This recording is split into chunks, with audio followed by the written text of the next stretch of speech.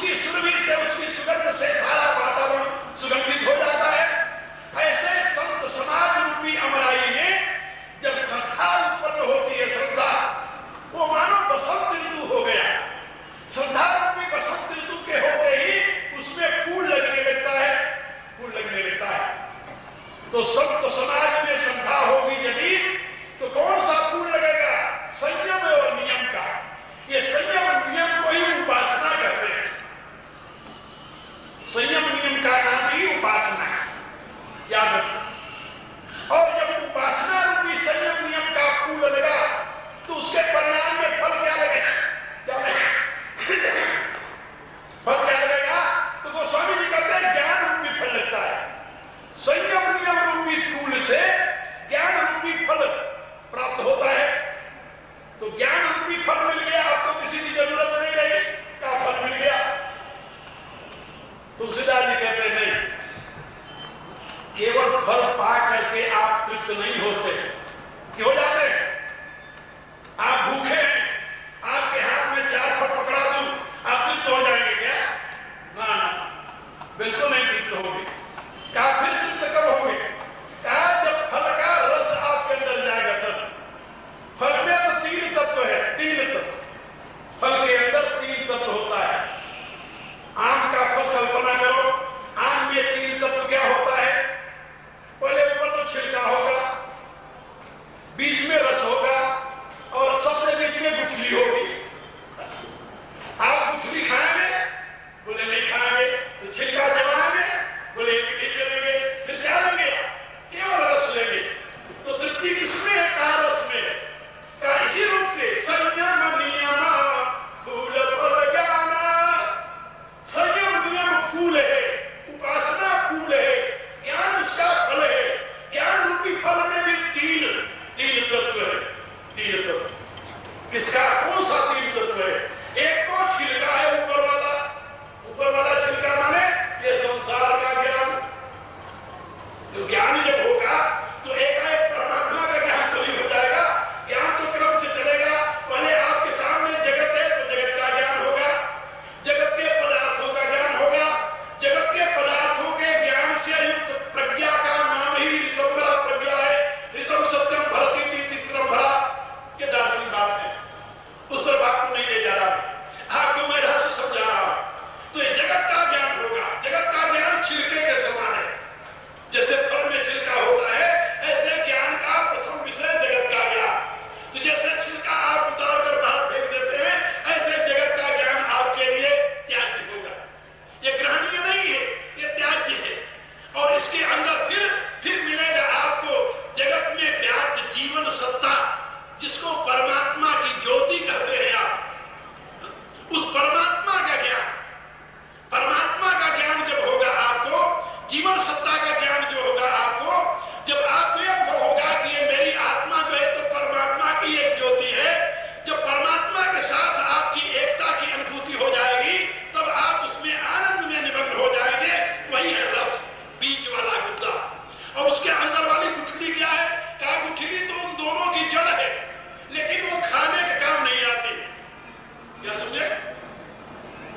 एक तो फल में गुठली पहले दिखाई नहीं देती। गुठली तो जब उस गूदे के अंदर जाओगे तब दिखाई देगी, तब मिलेगी। लेकिन वो गुठली खाने काम नहीं आती। गुठली से ही गूदा बना है, गुठली से ही छिलका बना है, गुठली से सारा वृक्ष बना हुआ है, लेकिन वो गुठली खाने काम नहीं आती। गोस्वामी जी कहते हैं इसी प्रकार से जो आत्मा और परमात्मा की एकता का अनुभव है, जिसको भक्ति कहते हैं, जिसको रस कहते हैं, उसमें तो परमानंद की अनुभूति होती है। और उसके अंदर जो मूल बीज रूप से परब्रह्म निराकार निर्गुण निरंजन ब्रह्म बैठा हुआ है, उसका बोध जो है वो गुठली का बोध है। वो खाद्य पदार्थ नहीं है, वो जड़ सबकी है, लेकिन नमस्कार करने योग्य है, गाड़ देने योग्य है, नया फल पैदा करने योग्य है। लेकिन वो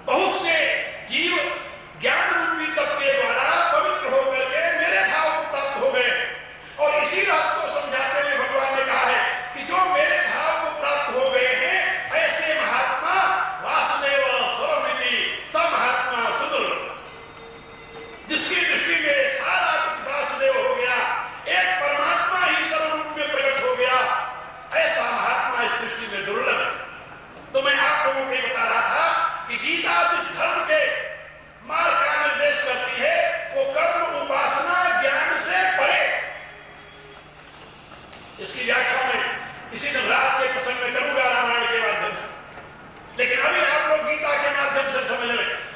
वह कर्म उपासना ज्ञान से परे, ज्ञान का भी प्राप्तव्य है वो, और वो है परमात्मा की पराभक्ति, परमात्मा की पराभक्ति।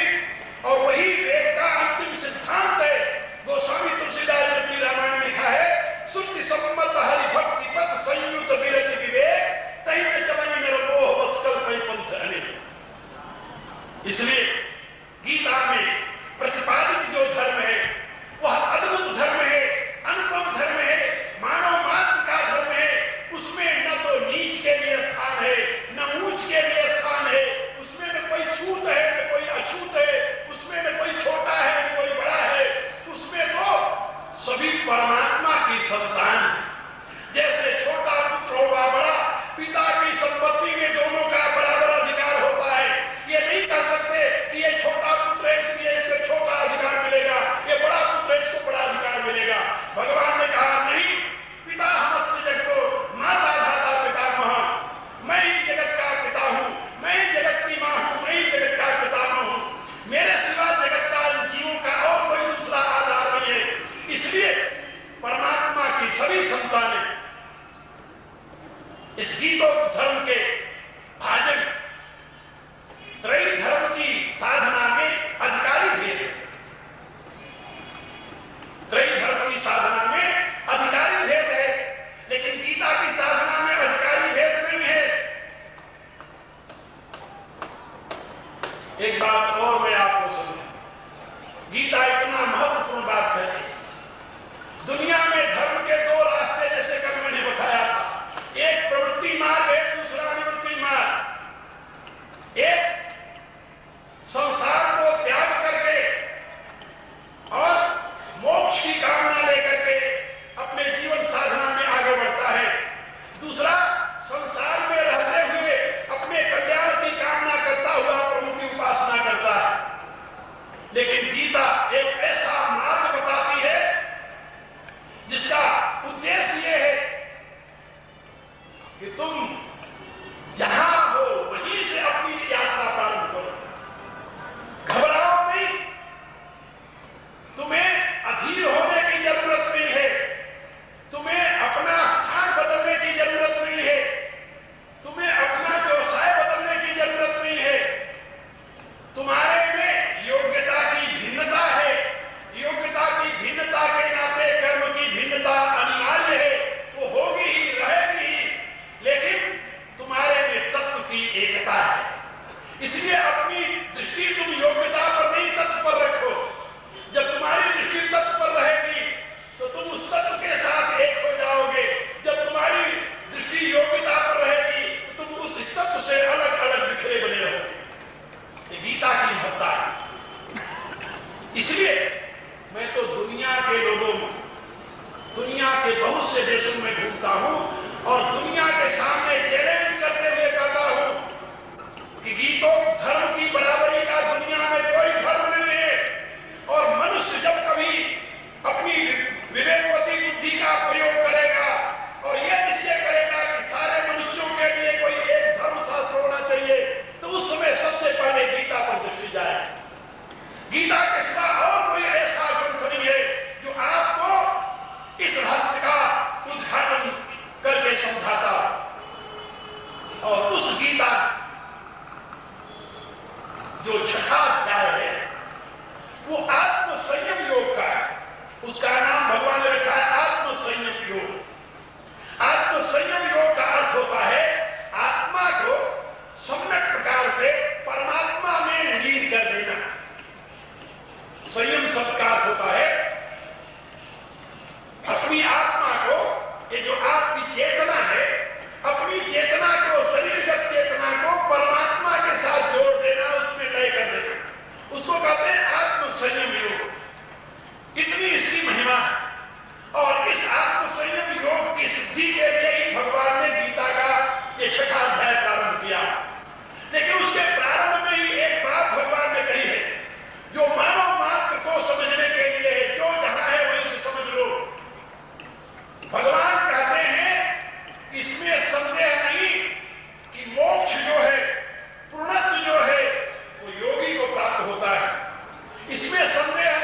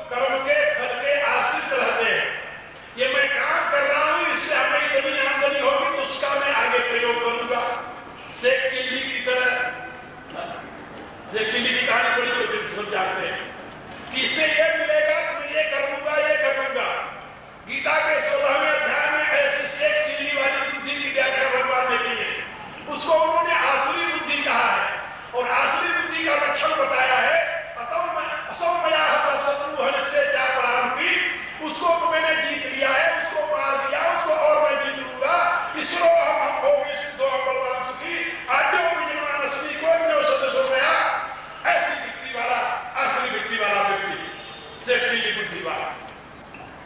भगवान कहते हैं कि नहीं, अनासक्तः कर्म फल, ये ना समझो कि कर्म का फल नहीं होगा, ऐसी बात नहीं, कर्म का फल नहीं मिलेगा, ऐसी भी बात नहीं। भगवान कहते हैं कर्म के फल का आश्रय मत लो। आश्रय लेना अलग बात, कर्म करना अलग बात, कर्म का फल प्राप्त करना अलग बात, और उस फल के आश्रय हो जाना अलग बात है। ये तीनों बिल्कुल अलग अलग बातें हैं। भगवान कहते हैं अनासक्तः कर्म फल, कर्म के फल का आश्रय मत लो। आश्रय लोगे तो पराधीन हो जाओगे, और यदि आश्रय नहीं लिए तो स्वाधीन रहे। जब आप किसी का आश्रय लेते हैं तो उसके अधीन हो जाते हैं, और जब आश्रय नहीं लेते तो स्वाधीन रहते हैं।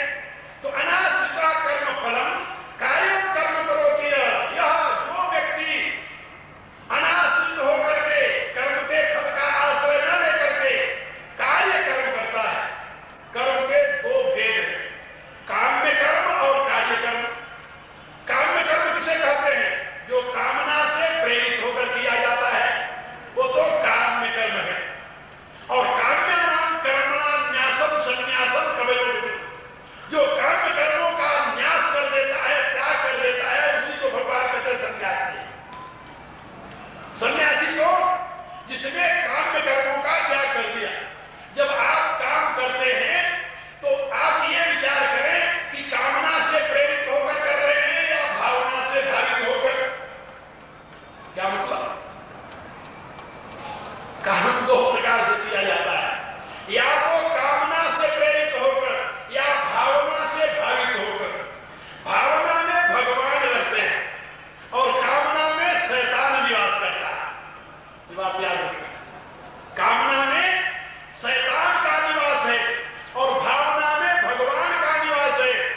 यदि भावना से भावित होकर कर्म में प्रवृत्त होते हैं तो आप भगवान के नजदीक पहुंच जाते हैं, और जब कामना से प्रेरित होकर कर्म में प्रवृत्त करते होते हैं तो आप शैतान के पास पहुंच जाते हैं। अब आप स्वयं इसमें चयन कर रहे हैं कि आपको किसके पास पहुंचना है, किससे दोस्ती करनी है, भगवान से या शैतान से। खुला रास्ता है, भगवान कहते दोनों मार्ग खुले हैं। तो काम्यानां कर्मणां न्यासम संन्यासम कवयो विदुः, जिसने काम कर्मों का त्याग कर दिया, भगवान कहते वो सन्यासी। अनाश्रिता कर्म फलम कार्यम कर्म करोति यः स सन्यासी च योगी च, जो कर्म के फल का आश्रय न लेकर केवल कार्यकर्म माने लोक कल्याणार्थ कर। कार्यक्रम की व्याख्या करते हुए भगवान ने बताया है लोक संग्रहार्थ कर, लोक कल्याणार्थ कर। आप कर्म करते समय ये देखें इसमें आपका स्वार्थ है या समाज का हित। आजकल तो बुद्धि ऐसी विकृत होती जा रही है, अपना 1 रुपए का नुकसान होता हो और समाज का लाख रुपए का नुकसान होता हो तो लोग अपने 1 रुपए बचाने के लिए समाज के लाख रुपए का नुकसान कर बैठते हैं। ये बढ़ती है, स्वार्थ वृत्ति बढ़ती जा रही है, काम में वृत्ति बढ़ती जा रही है, और काम में कर्म में आसक्त होकर के भगवान की गीत गाते हुए भी शैतान के नजदीक पहुंचते चले जा रहे हैं। गीत तो भगवान की गाते हैं। ये बात याद रखना, जितने शैतान हुए हैं, शैतान माने राक्षस व असुर, जितने हुए हैं सब भगवान के गीत गाने वाले थे। आप शंकर जी को एक गड़ुआ जल चढ़ाते हो, बहुत श्रद्धालु उसमें थोड़ा सा दूध मिला देते हो, यही करते हो ना। और रावण अपना सर काट के चढ़ा दिया, क्या वो भक्त नहीं था शंकर का? भस्मासुर जो अपनी तपस्या से भगवान शंकर को ही प्रकट कर दिया था, क्या वो भगवान का भक्त नहीं था? ईश्वर में विश्वास नहीं करता था? बाणासुर जिसके लिए भगवान शंकर स्वयं आगे बढ़ते थे युद्ध के लिए, क्या वो ईश्वर का विश्वासी नहीं था? आप जरा सोचिए, मेघनाद जिसने निकुंभला देवी को प्रत्यक्ष कर लिया था, जिसके नाते जिसके बल से उसने इंद्र के ऊपर विजय प्राप्त की, क्या वो नास्तिक था? नहीं। इन सारे असुरों की कहानी आप पढ़िए, ये सब ईश्वर में विश्वास करने वाले थे,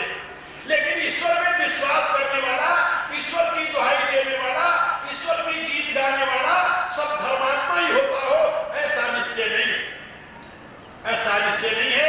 ईश्वर के गीत गाने वाले भी शैतान के दोस्त बन जाते हैं, जैसे मैंने अनेकों उदाहरण आपके सामने दिया। इसलिए भगवान कहते हैं तुम ईश्वर की भक्ति करते हो, इसका लक्षण क्या है कि विराट रूप में जो प्रकट प्रभु है, इनकी सेवा में अपने प्राप्त शक्ति को तुम समर्पित करते हो। यदि विराट रूप में प्रकट प्रभु की सेवा में अपनी शक्ति को समर्पित करते हो तो तुम भगवान के अनंत चरणानुरागी भक्त हो, याद रखो। और यदि भगवान की दुहाई देकर के अपने स्वार्थ की सिद्धि तुम करते हो तो भगवान के भक्त तो नहीं बन सकते, शैतान के भक्त जरूर बन सकते हो। इसलिए भगवान का एक कथन है, अनाश्रिता कर्म फलम कार्यम कर्म करोति है। जो कार्य कर्म का अनुष्ठान करता है, लोक कल्याणार्थ कर्मों का अनुष्ठान करता है, स सन्यासी जय योगी। वही सन्यासी है, वही योगी है, न निरंतर में चाकरी है। ये हमारी माताएं भोजन बनाती, पहले भी भोजन बनते थे घरों में, अब भी बनते हैं। पहले चूल्हे में भोजन बनते थे लकड़ी लगाकर। उस समय पहली रोटी जो होती थी, अभी माताएं देवियां यहां बैठी हैं, उस जमाने की भी बहुत होंगी।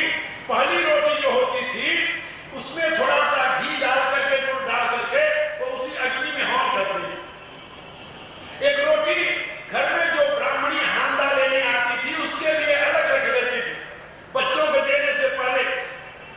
एक रोटी भिक्षु के लिए, नारायण हरि करता हुआ कोई मेरे ऐसा पहुंच जाता था, उसके लिए अलग रख देती थी। एक रोटी तोड़ करके कौवे और कुत्ते के लिए डाल देती थी। फिर बाकी रोटियां अपने बच्चों को, अपने पति को खाने के लिए देती थी। और आज जरा पूछो तो कितनी रोटियां पहले बांध कर रख देते हो? कहते महाराज महंगाई का जमाना है, ये 5 रोटियों में एक घर का प्राणी पल जाएगा जो 5 रोटियां व्यर्थ में बांटू। अब वो जो 5 रोटियां पहले देती थी वो अब व्यर्थ की हो गई, क्योंकि पहले कार्य कर्म था, अब काम कर्म बन गया। क्या समझे? पहले गृहस्थ आश्रम था, अब आश्रम डिलीट हो गया। डिलीट तो जानते हो अंग्रेजी का है, अब गृहस्थ रह गया, आश्रम डिलीट हो गया।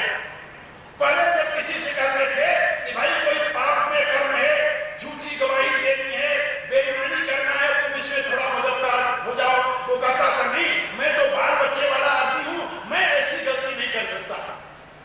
यानी बाल बच्चे वाला आदमी ये सोचता था कि यदि मैं पाप करूंगा तो वो मेरे बच्चों के सामने आएगा, उसका दंड मेरे बच्चों को भोगना पड़ेगा। क्योंकि बाढ़े पूत पिता के घर में, पिता धर्मात्मा हो पुत्र की वृद्धि होती है, पिता पापी हो तो पुत्र का विनाश होता है। ये सोचते थे लोग पहले। लेकिन अब किसी से कहो भाई बेईमानी छोड़ दो, वो कहता आपकी तरह मैं कोई महात्मा थोड़े हूं, मैं तो गृहस्थी हूं। यानी कहने का अभिप्राय कि मेरे पास तो बेईमानी करने का सर्टिफिकेट मिला हुआ है। यह जो प्रवृत्ति आई है, इस प्रवृत्ति ने केवल मनुष्य का ही विनाश नहीं किया है, केवल मनुष्यता का ही विनाश नहीं किया है, इस प्रवृत्ति ने पूरे राष्ट्र को एक ऐसे मोड़ पर लाकर खड़ा कर दिया है, पूरी मानवता को एक ऐसे मोड़ पर लाकर खड़ा कर दिया है जहां केवल महाभय के सिवा, अशांति के सिवा, फ्रस्ट्रेशन, निराशा के सिवा और किसी का दर्शन नहीं हो रहा। जितनी बड़ी बड़ी कथाएं आज भारत में प्रचलित हो रही हैं, उतने निराशा बढ़ती जा रही है। जितनी बड़ी बड़ी कथाएं, व्याख्याएं होती जा रही, उतने लोगों में पापमयी वृत्ति बढ़ती जा रही है। जब भारत परतंत्र था तो भारत में 20% लोग मांस खाते थे, और इस समय 47 वर्षों में भारत में मांसाहारियों की संख्या 70% हो गई। आप जरा सोचिए, पहले सब्जी के बाजार में आपको सब्जी के साथ अंडे बिकते दिखाई दिए थे कभी? जिस दुकान पर अंडा बिकता शायद उससे लोग सब्जी खरीदना पाप समझते होंगे उस समय में। और आजकल सब्जी से ज्यादा अंडे के बाजार में भीड़ होती है।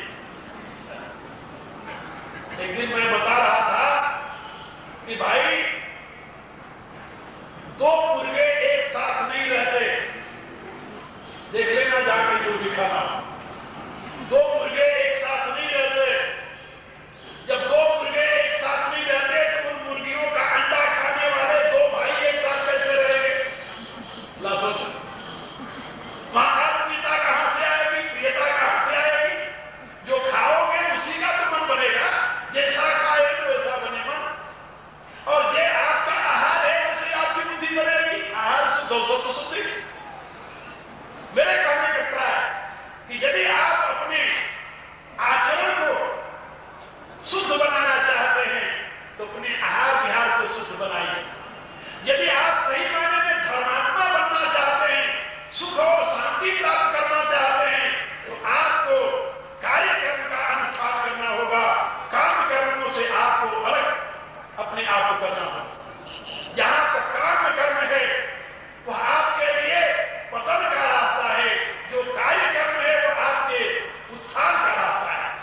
भगवान गीता के 6वें अध्याय में आत्मसंयम योग की सीख देने के पूर्व मानव मात्र के लिए दैनिक जीवन जीने की व्यवस्था प्रदान करते हुए ये बात कहते हैं, अनासक्ता कर्म फलम कार्यम कर्म करोति स सन्यासी च योगी च न निरग्नि में जाति। आप घर में रहते हैं या जंगल में, इससे कुछ लेना देना नहीं। आप लाल कपड़े पहने हैं या काले या सफेद, इससे कोई मतलब नहीं। कपड़ों में महात्मापन नहीं है, क्या समझे? स्थान में महात्मापन नहीं है।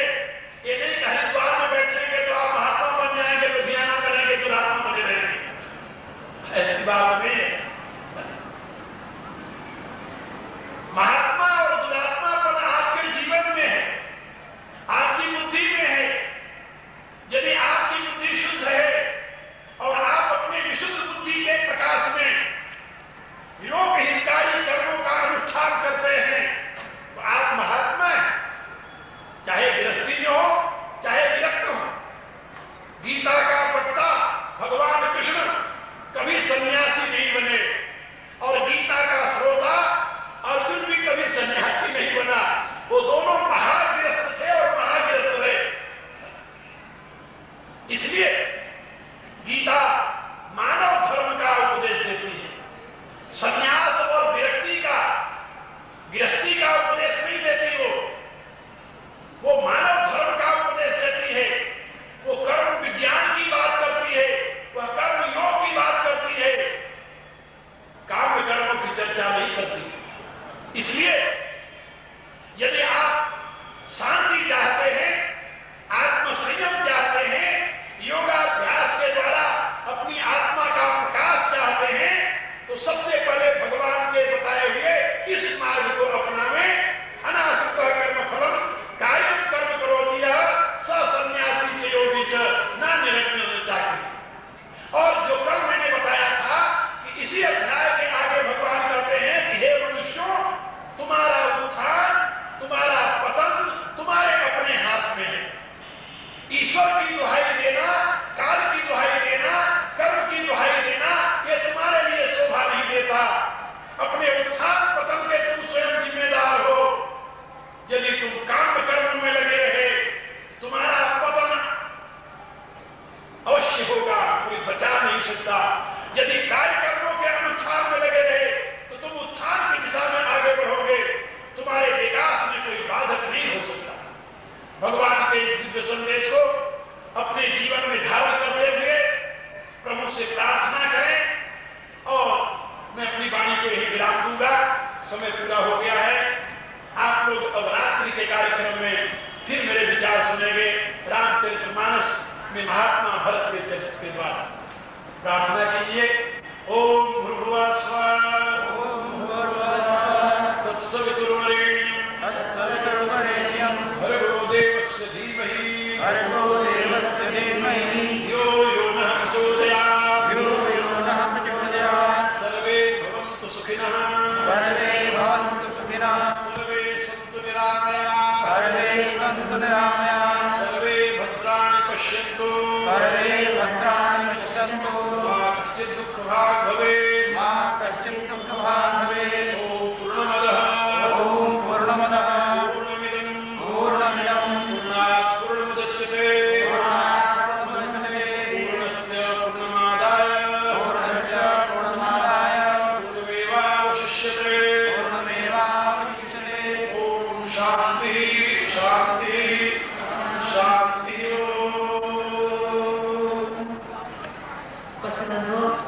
वास्तविक परम पूज्य आचार्य श्री से भगवत गीता का अमृत संदेश सुन रहे